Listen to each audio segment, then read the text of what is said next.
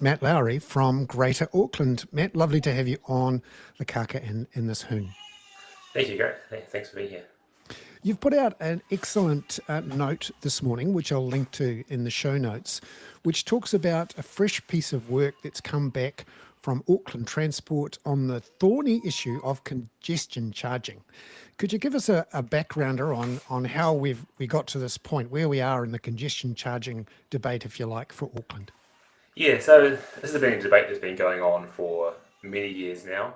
If we go back to about 2020, there was a report called the Congestion Question that came out, and that was across both Auckland and government, looking at what how could we do congestion pricing? What would a scheme look like? How much might it charge?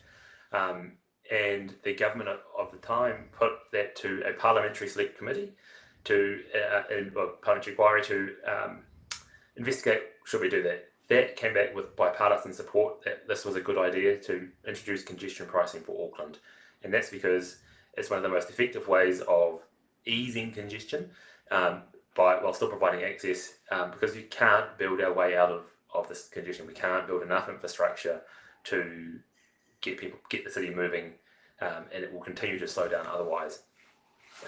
Labor delayed actually implementing the legislation for it. They had it ready to go, and when National have come in, they've then made a few changes to that.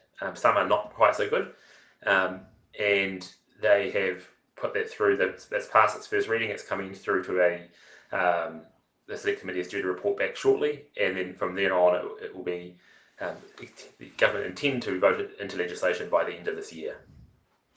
Yeah, so these things are very attractive to transport planners and to politicians who don't want to spend money, and to those rightly who would love to solve the congestion charging issue without having to build a whole bunch of dirty new motorways or other expensive ways of doing it. So, what are the current six options they've come up with? Because they've sort of discarded a few in their latest sort of update Yeah, on what they think. Yeah, so they've done some of these options before, and this is sort of going a bit deeper into what those are. So they've come up with six options, which are two of them are revolve around charging for access to the city centre or a slightly wider area, which includes Newmarket, Eden Terrace, and what have you. There are a couple of options that involve charging the motorways, and that is the core motorway network. So, for example, from the Harbour Bridge through to about Penrose, and from the west from about Point Shepherd area inwards. And there's also a third option there, which is looking at not just a city centre cordon, but what they call double cordon. So the central city plus a second cordon around the inner isthmus. So that's sort of around what you might call north of Balmoral Road, that sort of area, Western Springs, River, those sort of areas. So the idea would be with the cordons, it would be that if you pass into that area, but like what happens in London, more recently in New York, if you pass into that area, you pay a charge. The exact mechanism isn't yet determined, but it will likely be cameras. You pay a charge, and that you're able to travel within a certain length of time within that zone before you get charged again. So if you're coming in and out a few times, during the 2 hour period, you're probably going to be charged once. But if you're crossing over, more than that, you could be charged more. What I'm going to do now is put a picture up on the screen here by sharing the screen, which is the pictures of the six options, if that's all right, and then we can sort of talk through them in front of us.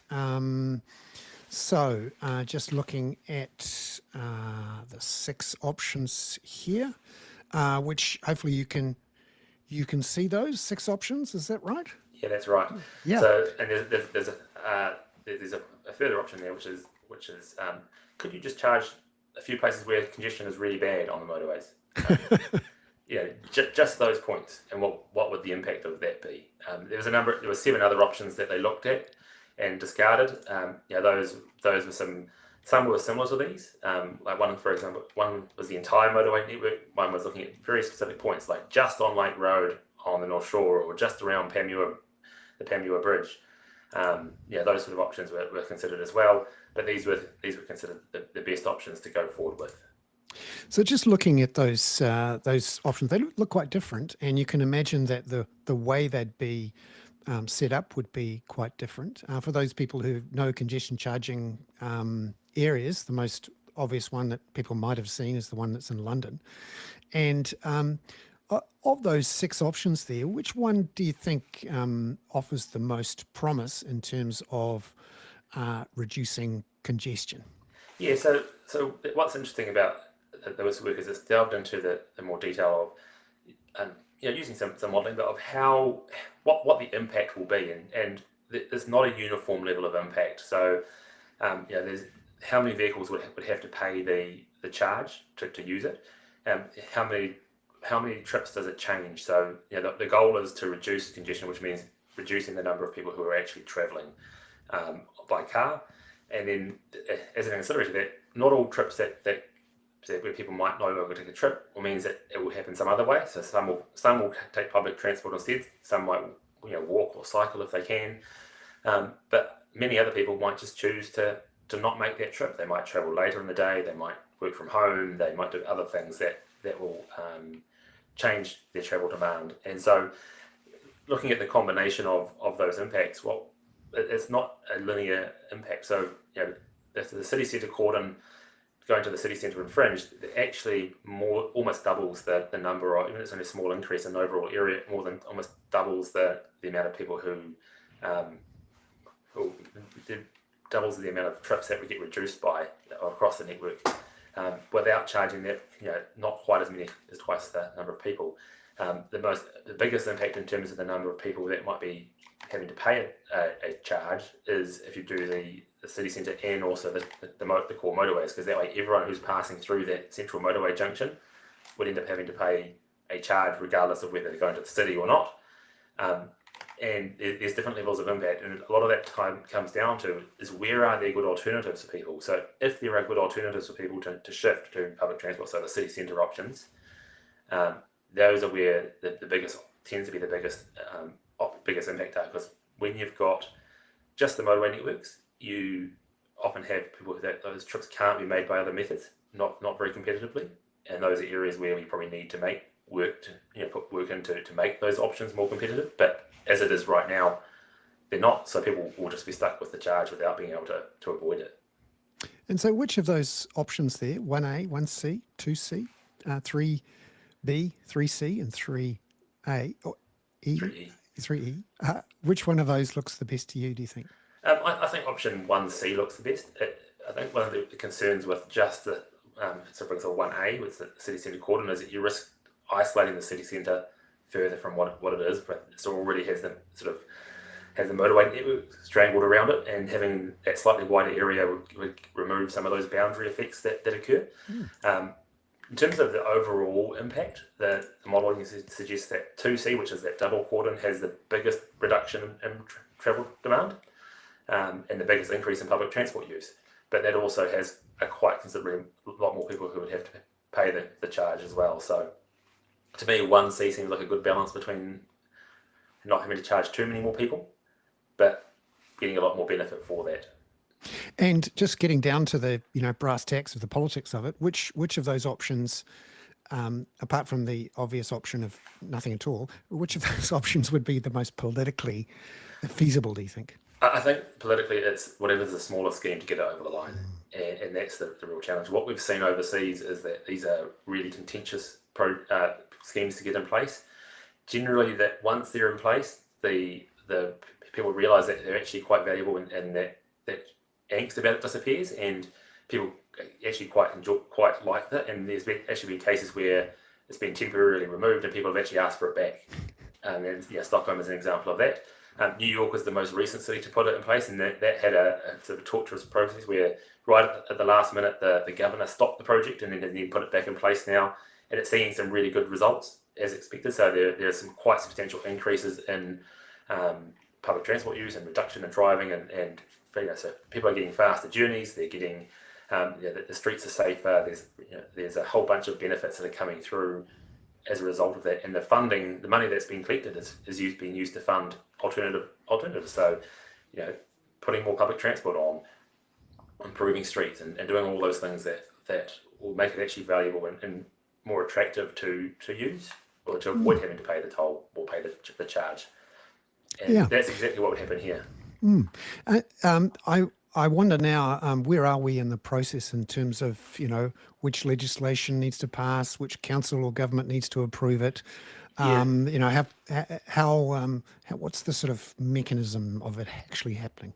Yeah, so the Select Committee is due to report back shortly, and then the government are intending to pass it by the end of the year. The big concern with the legislation at the moment is that it is sort of centralised the control of these schemes much more than what was previously anticipated. So that means the government would have a much greater say in running and controlling the scheme, as opposed to the local councillors who actually are the ones who want to introduce these. So Auckland Council will want to introduce a congestion pricing scheme. The government can come in and sort of dictate terms, and also dictate how the money gets spent. And it means that they can use the money that's generated by Aucklanders to pay for other things. And that's really a point of contention, that Auckland should be paying. If Auckland's putting in place a scheme, Auckland should get to control it, and Auckland should get the political heat for doing that, rather than Auckland getting the heat and the government taking all the benefits. And so that's really where the challenge is at the moment. And the political lay of the land at the moment, obviously we've got an election in October for Auckland Council, but then we've got national elections, in theory, October, November, maybe next year. What's the lay of the land? Do we have all the parties involved saying, yes, let's go for it, we want it, or could they all change their minds at the last minute, or what? Yeah, again, New York's a good example of this, where there was a political consensus that this was needed. It was got through. Legislation was passed. They had already installed all the equipment to start collecting it, and at the last minute, the politicians got scared and put it on pause. It has gone through, but I think that's where we're sort of heading towards. Is once this legislation is passed later this year, it's going to take some time there's still a lot more work that needs to be done. Exactly what is the price?